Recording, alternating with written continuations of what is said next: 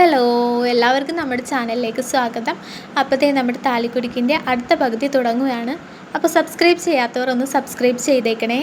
സത്യം പറഞ്ഞാൽ എനിക്കിപ്പോൾ നിന്നോട് സഹതാപം തോന്നുന്നു മധു. നീ ഇത്രയുമൊക്കെ കഷ്ടപ്പെട്ടിട്ടും നീ ആഗ്രഹിച്ചതുപോലെ ഒരു ജീവിതം അത് നിനക്ക് കിട്ടില്ലല്ലോ. ഇപ്പോൾ മോഹൻ, നാളെ നിൻ്റെ ഡാഡിയും മമ്മിയും, അങ്ങനെ എല്ലാവരാലും നീ അവഗണിക്കപ്പെടും. നിനക്ക് സ്വന്തമായതെല്ലാം ഇന്നു മുതൽ നിനക്ക് നഷ്ടപ്പെട്ടു തുടങ്ങുവാണ്, സാം പറഞ്ഞു.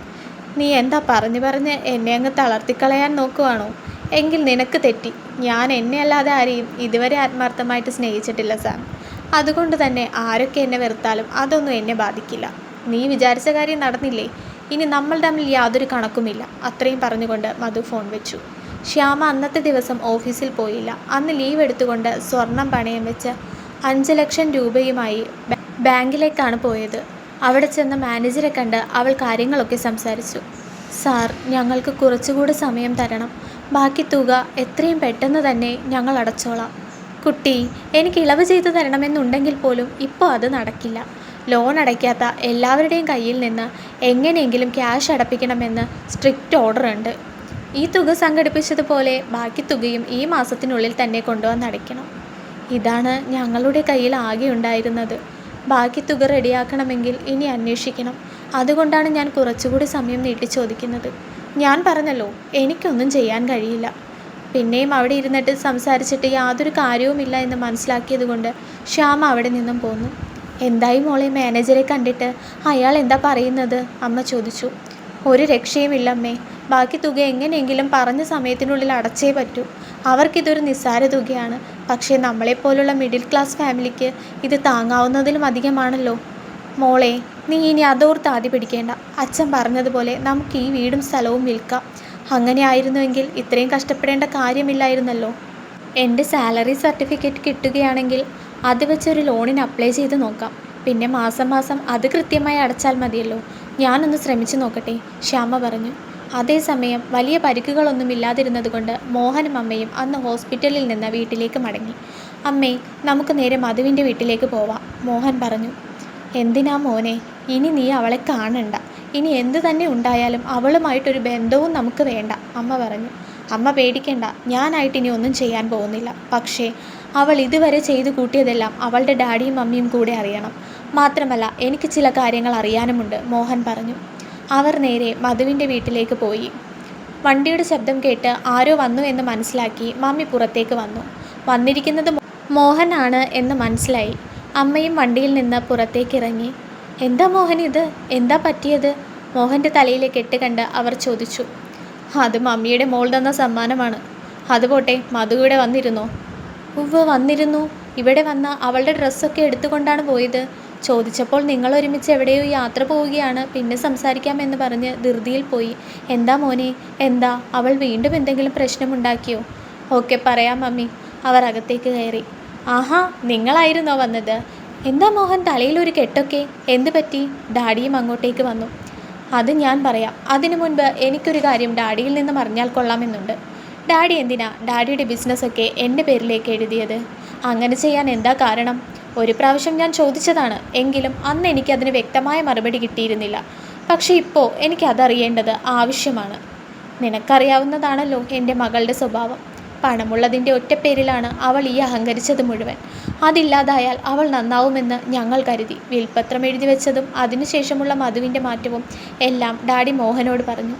പക്ഷേ അപ്പോഴും മധു സാമുമായി ഹോട്ടലിൽ പോയതും മറ്റും ഒക്കെ അയാൾ മറച്ചു വെച്ചു.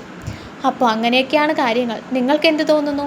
മധുവിൻ്റെ സ്വഭാവത്തിൽ എന്തെങ്കിലും മാറ്റമുണ്ടായി എന്ന് നിങ്ങൾ വിശ്വസിക്കുന്നുണ്ടോ? മോഹൻ അവരോട് ചോദിച്ചു. അവർ പരസ്പരം നോക്കി. ഉത്തരം പറയാൻ ബുദ്ധിമുട്ടായിരിക്കും.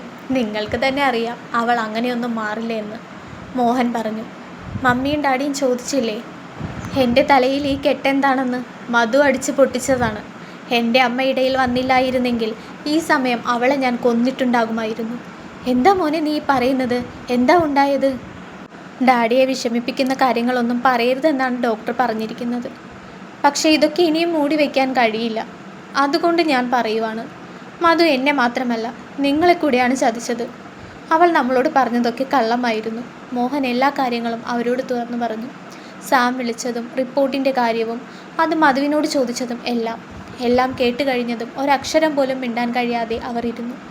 എനിക്കറിയാം അവളെപ്പോലൊരു മകൾ ഉണ്ടായതിൽ നിങ്ങളിപ്പോൾ ലജ്ജിക്കുന്നുണ്ടാവും. ഇനി അങ്ങനെ ഒരു ഭാര്യ എൻ്റെ ജീവിതത്തിൽ ഉണ്ടാവില്ല. ഞാൻ ആ തീരുമാനം എടുത്തു കഴിഞ്ഞു.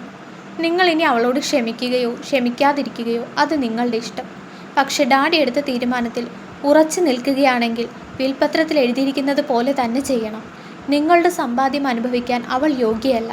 പിന്നെ എൻ്റെ പേരിലേക്ക് ഡാഡി എഴുതി വെച്ചത് അതെപ്പോൾ വേണമെങ്കിലും തിരികെ തരാനും ഞാൻ തയ്യാറാണ്.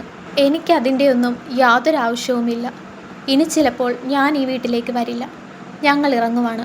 അത്രയും പറഞ്ഞുകൊണ്ട് മോഹൻ അവിടെ നിന്നും ഇറങ്ങാൻ തുടങ്ങിയതും ഡാഡി അവനെ തടഞ്ഞു. മോനെ, എനിക്കിനി അതുപോലെ ഒരു മകളില്ല. നീ പറഞ്ഞത് തന്നെയാണ് ശരി. എൻ്റെ സമ്പാദ്യം അനുഭവിക്കാൻ അവൾ യോഗ്യയല്ല. ഞാൻ വിൽപത്രത്തിൽ എഴുതിയതുപോലെ തന്നെ ചെയ്യാൻ തീരുമാനിച്ചു. നിനക്കിതിലെന്തെങ്കിലും പറയാനുണ്ടോ? അയാൾ ഭാര്യയോട് ചോദിച്ചു. ഇല്ല, നിങ്ങൾ എന്ത് തീരുമാനിക്കുന്നുവോ ഞാൻ അതിൻ്റെ കൂടെ നിൽക്കും, അവർ പറഞ്ഞു. എൻ്റെ ഇപ്പോഴത്തെ ആരോഗ്യസ്ഥിതി കുറച്ച് മോശമായതുകൊണ്ടും എന്നെക്കൊണ്ടെല്ലാം ഒറ്റയ്ക്ക് ചെയ്യാൻ സാധിക്കാത്തതുകൊണ്ടും എനിക്കൊരു സഹായത്തിന് വിശ്വസ്തനായ ഒരാൾ കൂടെ വേണം. മോനെ, നിനക്ക് എൻ്റെ കൂടെ നിൽക്കാൻ കഴിയുമോ? അദ്ദേഹം ചോദിച്ചു. ഞാൻ എന്താണ് ചെയ്യേണ്ടത്? ഞാൻ പറയാം. ആദ്യം ഞാൻ എൻ്റെ വക്കീലിനെ വിളിക്കട്ടെ, അദ്ദേഹം പറഞ്ഞു. അന്ന് സാം വളരെ സന്തോഷത്തിലായിരുന്നു. ചെറിയൊരു മധുരപ്രതികാരത്തിൻ്റെ സന്തോഷത്തിൽ. അപ്പോഴേക്കും അവൻ്റെ അമ്മ അങ്ങോട്ടേക്ക് വന്നു. സാം, നീ എന്താ പപ്പ വിളിച്ചിട്ട് ഫോൺ എടുക്കാത്തത്? അവർ ദേഷ്യത്തോടെ ചോദിച്ചു. ഞാനത് ശ്രദ്ധിച്ചില്ല അമ്മേ.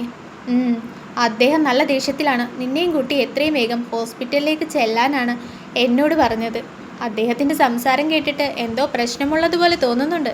ഇനി നീയായിട്ട് പുതിയ എന്തെങ്കിലും കുഴപ്പം കാണിച്ച് വെച്ചിട്ടുണ്ടോ? ഞാൻ എന്ത് കുഴപ്പമുണ്ടാക്കാനാണ്? എനിക്കൊന്നും അറിയില്ല, അവൻ പറഞ്ഞു. ശരി, എങ്കിൽ വേഗം വാ. എത്രയും വേഗം നമുക്ക് അങ്ങോട്ടേക്ക് എത്തണം, അവർ പറഞ്ഞു. അതനുസരിച്ച് അവർ ഹോസ്പിറ്റലിലേക്ക് എത്തുകയും ചെയ്തു. ജോസഫ് സാറിൻ്റെ റൂമിലേക്കാണ് അവർ പോയത്. സണ്ണിയും ജോസഫ് സാറും അവിടെ ചെയറിൽ ഇരിക്കുന്നുണ്ടായിരുന്നു. അവരുടെ തൊട്ടടുത്ത് ഒരു സൈഡിൽ നിന്ന് സോഫി സിസ്റ്റർ കരയുകയായിരുന്നു. അവർക്കരികിലായി തന്നെ സെക്യൂരിറ്റിയും ഉണ്ടായിരുന്നു. അവിടേക്കാണ് സാമും അമ്മയും കയറി ചെന്നത്. സാമിനെ കണ്ടതും സോഫി അവനെ ദേഷ്യത്തോടെ നോക്കി. നിങ്ങൾ വന്നോ? വരൂ, ഇവിടെ ഇരിക്കൂ, ജോസഫ് സാർ പറഞ്ഞു.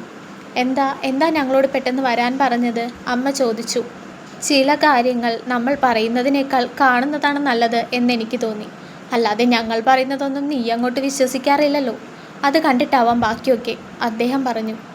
മോനെ, അയാൾ സണ്ണിയെ കണ്ണുകൊണ്ട് സൂചന നൽകിയതും അത് മനസ്സിലാക്കിയെന്നോണം സണ്ണി ചില CCTV ദൃശ്യങ്ങൾ അവർക്ക് മുൻപിൽ കാണിച്ചു കൊടുത്തു. അത് സ്റ്റാർട്ടായതും സാമിൻ്റെ ഹൃദയമിടിപ്പിൻ്റെ വേഗത കൂടി വന്നു. എന്തായിരിക്കും അതിലുള്ള ദൃശ്യങ്ങൾ? അടുത്ത പാർട്ട് കാണാൻ ഇപ്പോൾ തന്നെ ചാനൽ സബ്സ്ക്രൈബ് ചെയ്യൂ. ബെല്ലൈക്കൺ ക്ലിക്ക് ചെയ്യാൻ മറക്കല്ലേ.